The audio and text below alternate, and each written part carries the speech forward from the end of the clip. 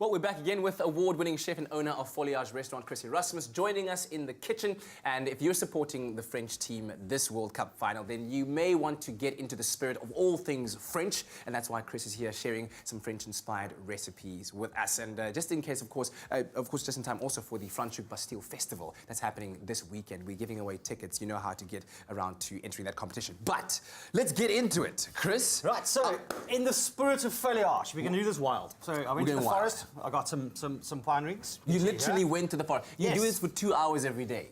At least, yeah. You know, during winter time, it's mushroom time, so we actually spend more than that in the forest. Goodness, okay. So this one is a brioche. We're going to be very French today, but we use the pine rings, which is a wild mushroom that grows under the pine trees. Yes. And we dried some out, made a powder, and made a brioche. Okay. So I'm going to toast this. You don't need to add any butter on. There's so much butter in this bread that you don't need to. I can actually hear it add anything into the pan. So we're going to let that cruise to toast up nicely. Can we just quickly look at your knife quickly? I've never seen such a pristine looking knife in my life. What on earth?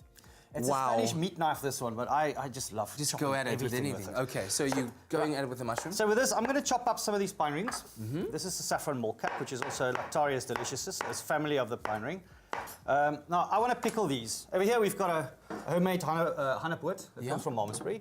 Okay. One of my chef's dad made it. Very much moonshine style. And then this, as you can see, there's a SCOBY in this. We make our own vinegars. This has got a long list of wild ingredients, wild mustard. That looks like something out of my grade 10 biology class. Pretty much. There'll be embryos in there soon if you do this thing long enough. So.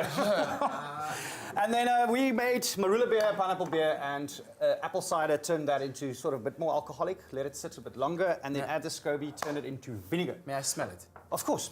You can stick your finger in there and taste it. You can see I've got some pickled mushrooms here already. I'm going to add some olive oil to this pan. Now the mushrooms goes quick. You're going to get this into the pan. Okay, there we go. Into the pan. Add a little bit of seasoning to that. By the way, SMS the keyword dish to 33728. We'll send you a link to the recipe and the ingredients as well, but also enter you into that competition to win yourselves tickets to the Franschhoek Bastille Festival this weekend. That's the Sunday edition. Make sure that you send in that SMS. Yeah. Did you leave that for too long in there? No, it's okay. I like them charred. Let's keep it at that. All right. Right, so for the mushrooms, I'm sauteing that a little bit. I'm firstly going to add a little bit of the sweet wine. Cook that out completely. Please tell us you're going to give us a bit of French flambé. Flambé. Well, we need a flame for that. Do you have a lighter? Anybody with a flame? Anybody? Anybody? No? Add a little bit of the vinegar. So we're going to leave that just to reduce down and pickle. Wow. Okay. It smells great in here, might I say. Let's taste this. Okay. Let's use this one as a taster. We didn't burn it at all. Cheers. Okay. So you can pick up, there's a nice little earthiness to it from the pine rings. Now, I've got some stinging nettle that I picked in the forest as well. Yeah. So stinging nettle adds a very nice meaty element to anything vegetarian. Okay. So we're going to chop some of these up. It's got a nice sting to it, but if you cook it, you lose that sting. I quite like it. There's a question swirling around my mind. How many plants and did you have to eat in forests in order to find out what is edible and not? Because I feel like you've had a lot of It's more like how many times I've been sick from it. I was about to ask that. Right, so we're pretty much ready, yeah? This is a porcini vinaigrette. Wild porcinis, cooked out. We add a little bit of the vinegar to it. Cook it out completely until it's thick and blend it up with some olive oil. So it makes a nice little puree. Oh, so we're going to put that on the plate.